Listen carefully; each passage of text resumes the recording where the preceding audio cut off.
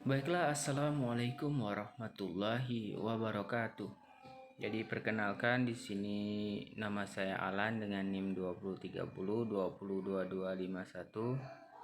Di sini dalam rangka pembuatan video ini yaitu dalam rangka untuk melaksanakan tugas UAS MK pengembangan media pembelajaran.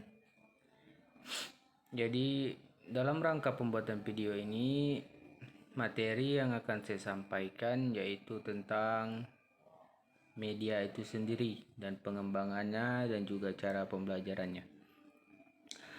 Baiklah, langsung saja saya akan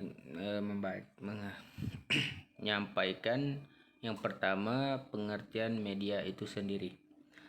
Jadi, pengertian media adalah sarana komunikasi. Kata media berasal dari bahasa Latin. Jadi, Latin adalah bentuk jamak dari kata media. Jadi, media secara harfiah berarti perantara, yaitu perantara sumber, pesan, dan menerima. Jadi, media meliputi apa saja: film, televisi, peta laut, barang cetakan, dan komputer. Media adalah alat yang mendukung kebutuhan dan kegiatan dan pada hakikatnya dapat memfasilitasi media bagi setiap orang yang menggunakannya. Adapun sumber belajar dari media itu sendiri ialah ada beberapa definisi sumber belajar atau learning sources yang dikemukakan oleh profesional pendidikan. Ada yang pertama yaitu Degeng Andi Prastowo pada tahun 2015 sebagai segala kemungkinan sumber informasi yang dapat digunakan siswa untuk menciptakan perilaku belajar. Dan yang kedua, sumber belajar pada dasarnya adalah segala sesuatu, benda, data, fakta, gagasan orang, dan lain-lain yang dapat menyebabkan terjadinya proses belajar. Misalnya yaitu buku pelajaran, modul LKS, dan lain-lain.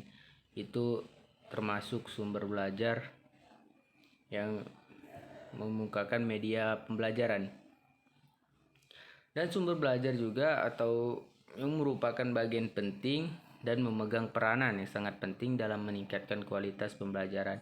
Jadi pendidikan perlu menggunakan sumber belajar ini untuk belajar. Dan yang ketiga yaitu alat peraga. Alat peraga adalah media alat bantu untuk belajar dan merupakan segala macam benda yang membantu menjelaskan bahan ajar. Alat peraga merupakan media yang dapat menunjukkan pemahaman abstrak siswa. Jadi kelebihan dan kekurangan penggunaan alat peraga ini adalah yaitu pertama, menumbuhkan minat siswa karena pelajaran menjadi lebih menarik. Dan B, memperjelas makna bahan pelajaran sehingga siswa lebih mudah memahaminya.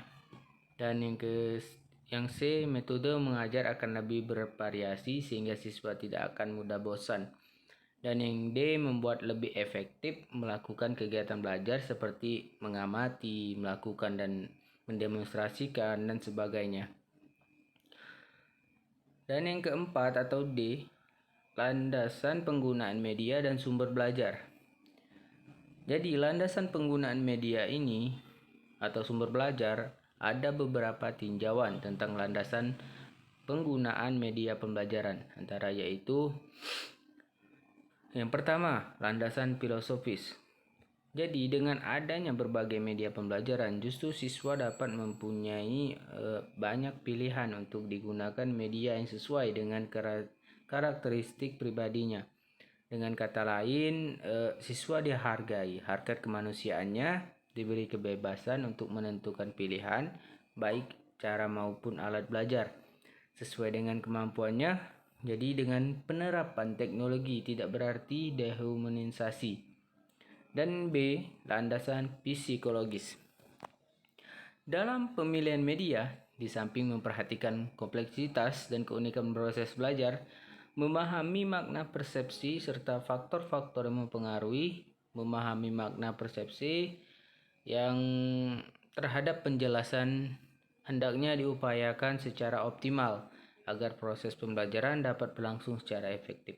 Jadi untuk maksud tersebut perlu diadakan pemilihan media yang tepat sehingga dapat menarik perhatian siswa. Jadi serta memberikan kejelasan objek yang diamatinya. Dan yang ketiga atau C, landasan teknologis. Teknologis pembelajaran merupakan proses kompleks dan terpadu yang melibatkan orang, prosedur, ide, peralatan, dan organisasi. Untuk menganalisis masalah, mencari cara pemecahan, melaksanakan mengevaluasi, dan mengelola pemecahan masalah-masalah dalam situasi di mana kegiatan belajar itu mempunyai tujuan dan terkontrol. Dan D, landasan empiris atau yang keempat, siswa akan mendapat keuntungan yang signifikan bila ia belajar dengan menggunakan media yang sesuai dengan karakteristik tipe atau gaya belajarnya. Siswa yang memilih tipe belajar visual akan lebih memperoleh keuntungan bila mempelajari menggunakan media visual seperti gambar, diagram, video atau film, dan lain-lain. Sementara siswa yang memilih tipe belajar auditif akan lebih suka belajar dengan media audio seperti radio, rekaman suara, atau ceramah guru akan lebih tepat dan menguntungkan siswa dari kedua tipe belajar tersebut jika menggunakan media audiovisual. Jadi itu saja penjelasan dari saya untuk video ini. Adapun kalau ada kata-kata salah, saya mohon maaf. Kepada Allah saya mohon ampun. Saya akhiri. Assalamualaikum warahmatullahi wabarakatuh.